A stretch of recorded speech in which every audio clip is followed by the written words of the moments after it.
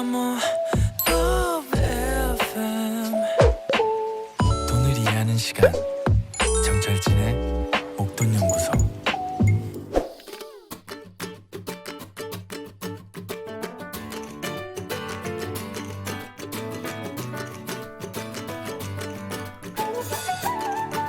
밤낮 없는 투자 활동에 지친 우리의 몸과 마음, 이제 좀 더 건강한 투자를 위해 건강한 몸과 마음을 먼저 관리해 보시죠. 건강 수익 챙기는 힐링 코너 돈이보감, 민예은 한의사와 함께합니다.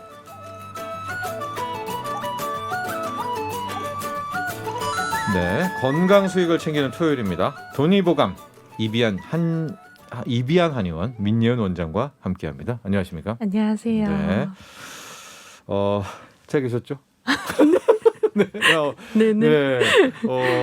잘 계셨다라고, 잘 지내시죠라고 보통 한의원 원장님께 이야기를 한다면 그건 이제 어떤 환자가 많았을 때 잘 지냈다라고 해야 되나요? 이거를 뭐라고 해야 되나요? 그렇죠. 그러게요. 네.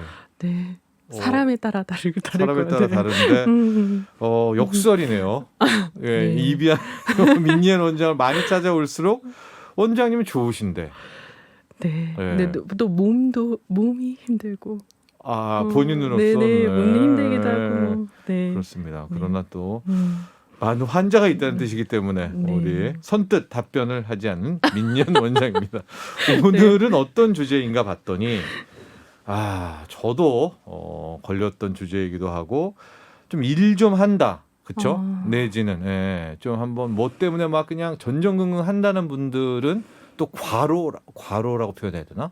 자기 수준을 더 훨씬 넘은 분들에게 꼭 찾아오는 바로 그런 질병입니다. 대상포진. 네. 대상포진. 대상포진. 저희 목돈연구소의 이제 문서진 전문가, 투자 전문가도 그때 나스닥이 무너질 때 못지한 거죠. 그 나스닥을 바라보면서. 그래서 대상포진에 걸려가지고 그때 그 안면마비가까지 왔었던 그런 질병으로 저희는 기억하고 있는데 먼저 정의를 좀 내려주십시오. 대상포진 하는데 네. 뭡니까?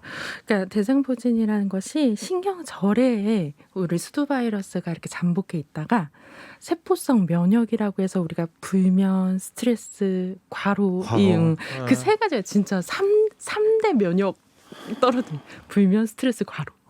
그 세 가지가 이렇게 있을 때 이렇게 몸 한쪽 편에 신경 분포를 따라서 이렇게 옹기종기 모여 있는 작은 물집들이 막 띠 모양으로 발생하는 질환으로 물집. 네네. 그래서 매우 아픈 피부병으로 많이 알고 계십니다. 그래서 이거 겪어본 사람들은 물론 사람마다 통증의 강도가 좀 다르긴 하지만 심한 경우에는 이거 애 낳을 때보다 아프다. 뭐 이렇게 이야기하시는 분들도 있으시고 우리가 또 많이 큰 통증에 부유하는 게 이제 요로결석이거든요. 그때처럼 아프다라고 이야기하시는 분들이 있으세요. 그러니까 기본적으로는 물집이 잡히는 피부병. 네네. 물집과 통증이 같이 오는. 그러나 피부병. 그렇죠. 모양은 피부병인데 네. 아프고 네. 어떤 경우엔 죽도록 아프다. 네. 어떤 경우는 진짜 죽도록 아프다. 이유는 과로, 불면, 스트레스. 네. 저는 걸렸었을 때는 약간 이 옆구리 쪽에 이 대상포진이 이제 그 피부병 같은 물집이 잡혔는데 부위는 좀 다르죠. 네. 이게 환자분들마다 부위가 다 다르세요. 그래서 합병증이 나타나는 것도 부위에 따라 다르거든요.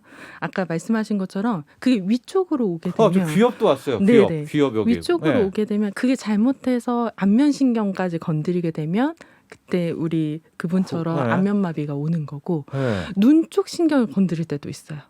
눈 쪽. 그러면 이제 각막염이라든지 이제 눈에 이제 합병증이 오게 되는 거고 방광 쪽으로 우리가 소변 보는 쪽에 하는 대상포진 때문에 소변도 못 봤다는 사람이 있어요.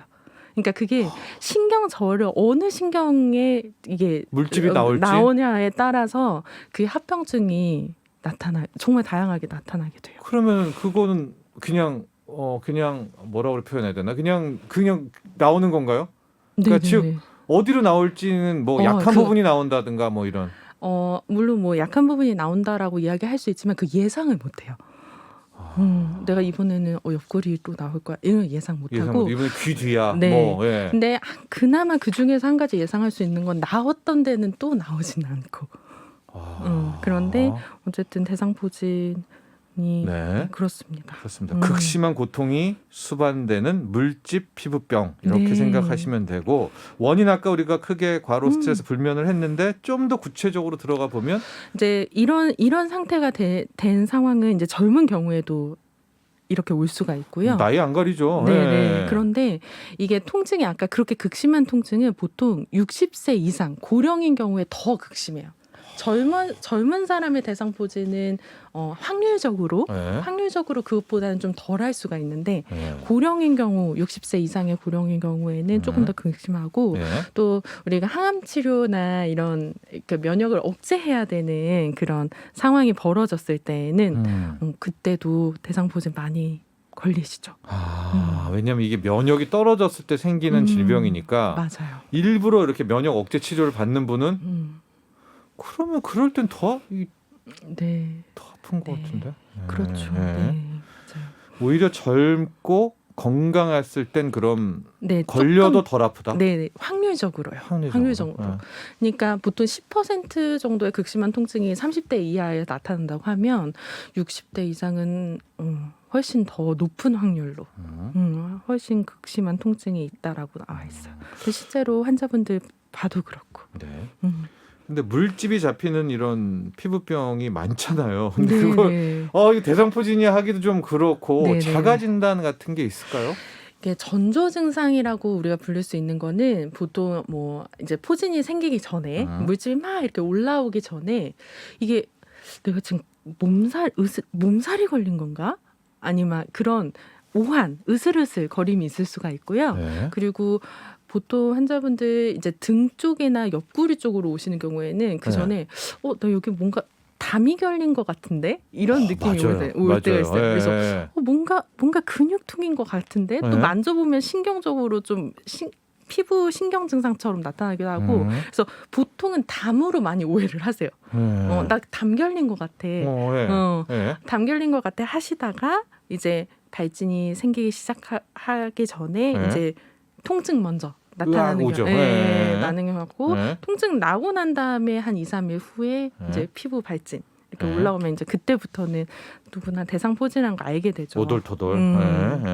그래서 이게 물집이 나타나면 보통 3일 정도에는 고름이 딱 안에 잡혀버려요. 그리고 맞아요. 일주일 지나면 이제 우리 딱지 생긴 듯이 이렇게 붙게 되는데 보통 이 모든 과정을 거치는데 한 일주일에서 10일 정도 걸려요. 일주일 10일 정도 걸리는데 환자분들에 따라서 우리가 대상포진 후 신경통이라고 해서 후유증? 네네 후유증이 이렇게 남는 경우가 있어요. 그러면 그거 만성인가요? 네. 그렇게 되는 경우에는 이게 통증이 아까도 얘기했던 통증이 좀 극심하잖아요. 안 좋은 아프죠. 사람들은. 근데 그 계속 간다라고 생각을 하면 치료 끝났는데? 네네네. 더 이상 그런 건 뭐 이렇게 항바이러스제를 투입하는 그 시기가 아닌데 그런 경우에는 이제 환자분들 많이 더 그 통증 때문에 더 잠 못 주무시고 더 우울하시고 이렇게 돼서 사실 삶의 질을 많이 떨어뜨리죠. 그래서 이게 이제 처음 정의를 내려주실 때 면역력이 떨어져서 생기는 피부 질환. 그렇죠? 맞아요. 그럼 이제 치료를 하러 병원에 갈 땐 피부과로 가야 되나요? 네, 초반에는 피부과 가셔서 항바이러스제도 받으시고 또 연고도 받으세요. 저도 피부과를 갔습니다. 네네. 그래서 연고 이렇게 바르시고 또 한의원에도 오셔서 또 치료를 받게 되십니다. 그러면 이제 대개 일주일, 2주일? 네네. 그 후유증이 남기지 않는다라는 과정의 기본적인 과정은 한 10일 정도, 7일에서 10일 정도 이제 병의 이완기라고 보게 되고 후유증이 남는 경우에는 진짜 뭐 몇 개월, 케이스 바이 케이스네요. 케이스 바이 케이스가 있을 수가 있어요.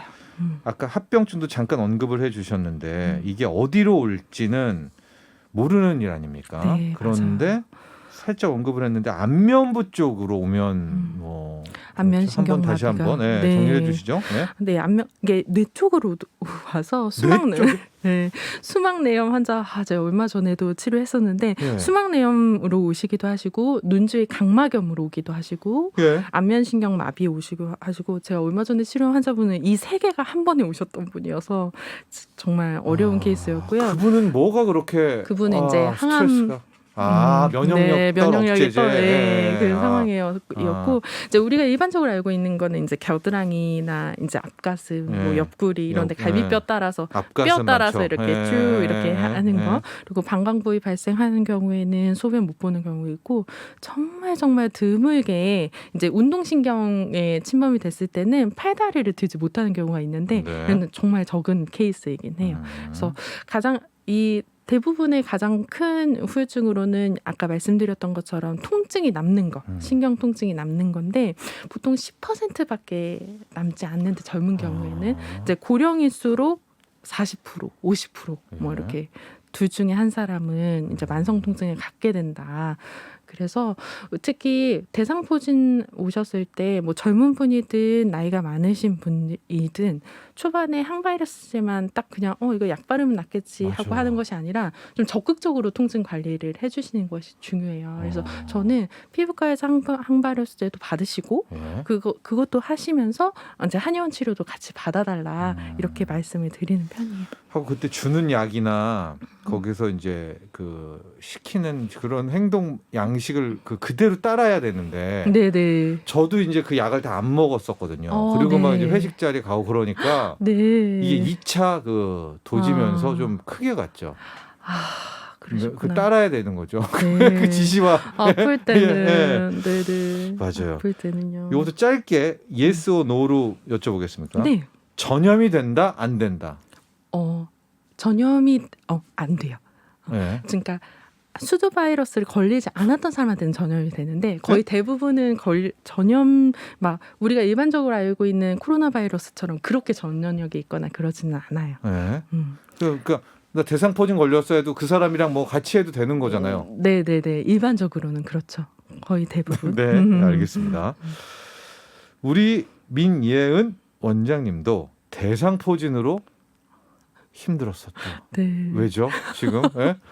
그러니까 대상포진을 치료하는데 네, 아니 뭐 때문에 본인이 극심한 대상포진. 괴로움이 뭐 아. 어떤 괴로움이? 과로죠. 과로. 네. 네. 네. 그 당시에는 정말 환자분들이 너무 많으셨고 많아가지고. 근데 환자분들이 항시 저보다 더 아프시기 때문에 네.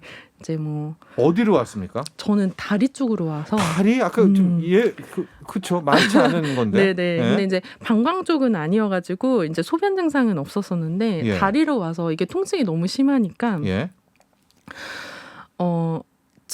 그 잠도 뭐 당연히 잠 못 잤고 못 자죠. 잠은 또 약한 네. 것도 잠 못 자요. 네, 잠 당연히 못 예. 잤고 진짜 그때는 절뚝거리면서 이제 환자 치료해야 되니까 쩔뚝거리면서 가서 치료하고 뭐 이렇게 본인 해서. 치료는 이제 본인이 그 침을 놓습니까? 아니면 어떻게 네, 했습니까? 뭐 제가 할 수밖에 없죠.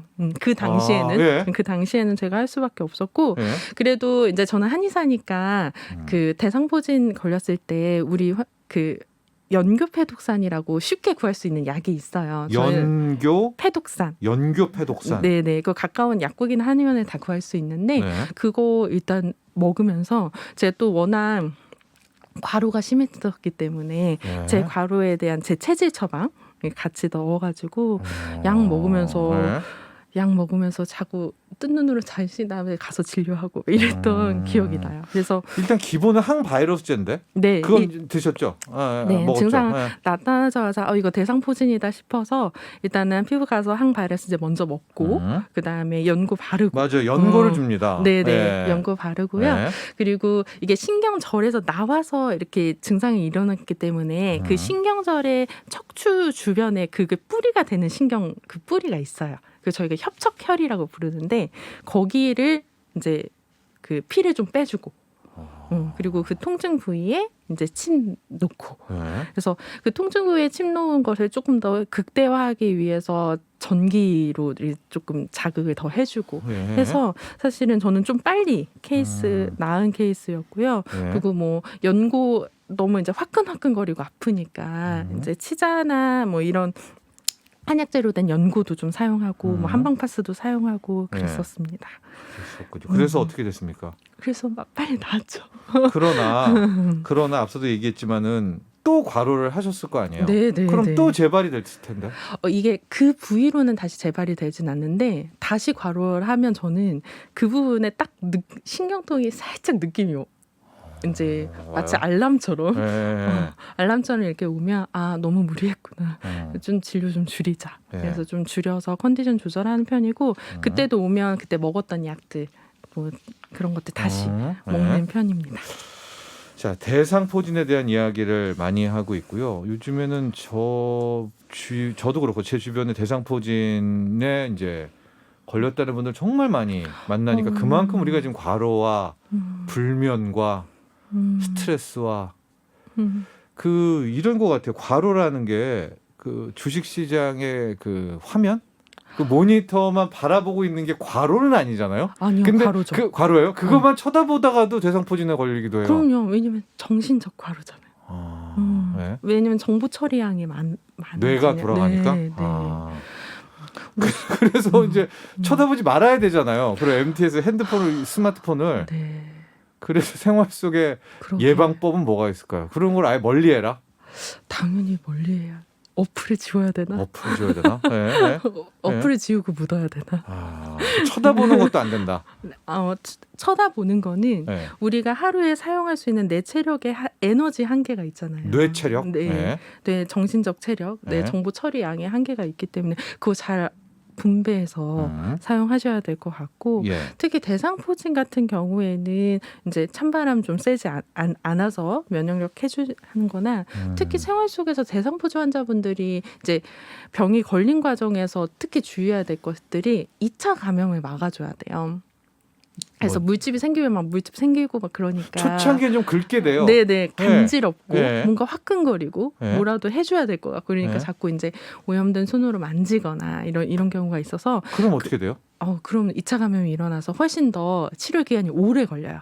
그래서 건드리지 않고 뭔가 내가 연고를 바르는 행위를 하거나 할 때에도 반드시 이제 위생적으로 손 씻고 발라주시면 좋을 것 같고 이제 막 화끈화끈거리니까 우리가 찬물 쓰거나 따뜻한 물 사용하거나 이런 경우가 있는데 특히 온열 자극이 되는 경우 순간적으로 혈류 개선이 되면서 통증이 좀 나아지는 것 같다라고 느낄 때도 있어요. 근데 그때 그렇게 해주시는 것 자체는 나쁘지 않은데 가려움증이 혼재되어 있을 때 그 피부가 아직 가려운 상황일 때는 이제 따뜻한 물 샤워는 조금 피해 주시는 것이 이제 잘 슬기롭게 대상포진을 극복하는 방법이다라고 말씀드릴 수가 있어요. 당연히 안 되겠지만은요. 그 고통을 좀 잊기 위하여 안 돼요. 음주를 하게 될 경우 이게 그냥 중립 재료입니까 아니면 더 악화시키나요? 악화요. 악화요. 네. 대상포진 네, 악화. 네, 네. 음주라는 그 상황은 내 몸 입장에서 보면 응급 상황이에요. 술이 들어온다는 것은 걔 먼저 처리해야 돼서 내 몸을 낫게 하는데 효소들을 사용할 수가 없습니다. 네, 알겠습니다. 오늘 대상포진에 대한 이야기 나눠봤습니다. 감사합니다. 네. 이비한 한의원 민예은 원장과 함께했습니다. 감사합니다. 나도 부자 되고 싶어서 라디오를 켰어. 정확하고 철저한 정철진의 목돈 연구소.